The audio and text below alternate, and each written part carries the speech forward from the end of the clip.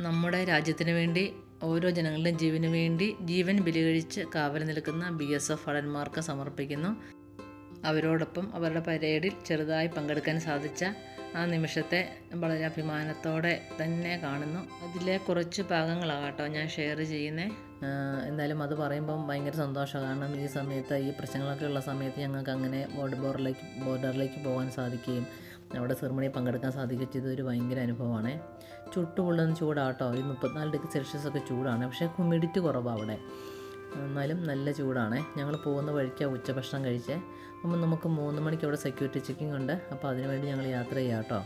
2 സൈഡിലും നിറയെ ഗോതമ്പ് പാടങ്ങളാണ് കണ്ടെത്താൻ ദൂരത്തോളം. ചിലയിടത്തൊക്കെ വിളഞ്ഞ് നിൽക്കുന്നുണ്ട്, ചിലയിടത്ത് കൊയ്ത്ത് കഴിഞ്ഞിട്ടുണ്ട്. പക്ഷേ ഇത് 2 സൈഡും കണ്ടെത്താൻ ദൂരത്തോളം പാടങ്ങൾ മാത്രമാണ്, കുന്നും മലകളൊന്നുമില്ല. ഞങ്ങൾ വണ്ടി പാർക്ക് ചെയ്തിട്ട് നടക്കുക കേട്ടോ.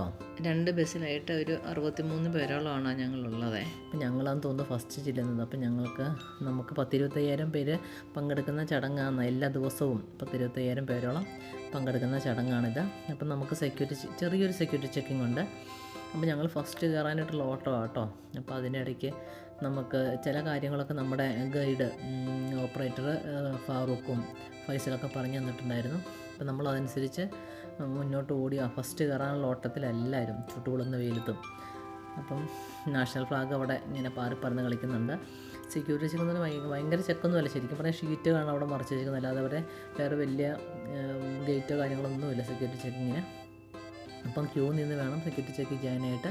അപ്പോൾ ഈ തീ വെയിലത്തും ഞങ്ങൾക്കതൊന്നൊരു പ്രശ്നമേ അല്ല. എല്ലാവരും പ്രായമായവരൊക്കെ ഉണ്ട്, അവരൊക്കെ ആ ചൂടൊന്നും അവർക്കൊന്നൊരു പ്രശ്നമേ അല്ല. നേരത്തെ ഇങ്ങനെ നിൽക്കുക കേട്ടോ. ഞങ്ങളെല്ലാ ജില്ലക്കാരും ഉണ്ട്, എല്ലാ ജാതി മതത്തിൽപ്പെട്ടവരുണ്ട്, എല്ലാ പ്രൊഫഷണലുകളുണ്ട്, കൃഷിക്കാരുണ്ട്, വീട്ടമ്മമാരുണ്ട്, അങ്ങനെ ചെറിയ കുട്ടികളുണ്ട്, യുവാക്കളുണ്ട്, എല്ലാ പ്രായത്തിലുള്ളവരുണ്ട് കേട്ടോ. അപ്പം എല്ലാവർക്കും ഒരു ആവേശമാണ് നമ്മുടെ വാഗ ബോർഡെന്ന് കേട്ടപ്പം ആ സെറിമണി പങ്കെടുക്കാനായിട്ട്. ഞാനും യൂട്യൂബിൽ കണ്ടിട്ടുള്ളതിൻ്റെ കറക്റ്റ് കാര്യങ്ങളൊന്നും എനിക്കും അറിയത്തുണ്ടായിരുന്നില്ല. പക്ഷേ നമ്മുടെ ടൂർ ഓപ്പറേറ്റേഴ്സിൻ്റെ കാര്യങ്ങളൊക്കെ ഞങ്ങൾക്ക് പറഞ്ഞു തന്നു. അപ്പോൾ അവിടെ ഒരു 10-15 പേർക്ക് നാഷണൽ ഫ്ലാഗ് കൊണ്ട് പോകാനുള്ള ചാൻസ് കിട്ടുമെന്ന് പറഞ്ഞു. അപ്പോൾ അത് മിസ് ചെയ്യാതിരിക്കാൻ വേണ്ടിയിട്ട് ഞങ്ങൾക്കൊക്കെ എല്ലാവർക്കും താല്പര്യം ഉണ്ടായിരുന്നേ.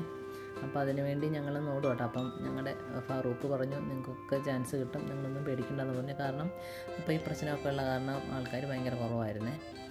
നമ്മുടെ എല്ലാ ജില്ലയിൽ നിന്നും ഉണ്ട്, നമ്മുടെ കേരളത്തിൽ നിന്ന് തന്നെ എല്ലാ ജില്ലയിൽ നിന്നും ഉണ്ട്, പിന്നെ എല്ലാ സ്റ്റേറ്റിൽ നിന്നൊക്കെ കുറേ ആൾക്കാരുണ്ട്. മലയാളികൾ തന്നെ വേറെ കുറേ ഗ്രൂപ്പൊക്കെ ഞങ്ങൾ കണ്ടു അവിടെ വെച്ചേ. അപ്പം ഞങ്ങളാണ് ഫസ്റ്റ് കയറിയത് ഞങ്ങളാണ്. ഇതാട്ടോ അതിൻ്റെ ഗേറ്റ്, മെയിൻ ഗേറ്റ് എന്ന് പറഞ്ഞ് ഈ കാണുന്നതാണ്. അതിന് നടുക്കാണ് സെറിമണി നടക്കുന്നത്. ഇത് അട്ടാരിയിലെത്തുന്നത് വരെയുള്ള ഞങ്ങളുടെ അനുഭവങ്ങളാണ് കേട്ടോ. ഉള്ളിലേക്കുള്ള കാര്യങ്ങളൊക്കെ ഞാൻ 1-2 പാർട്ടുകളായിട്ട് മാത്രം വീഡിയോ ചെയ്യാനാണ് ആഗ്രഹിക്കുന്നത്. കാരണം അല്ലെങ്കിൽ വല്ലാതെ ലെങ്തി ആയിപ്പോവും.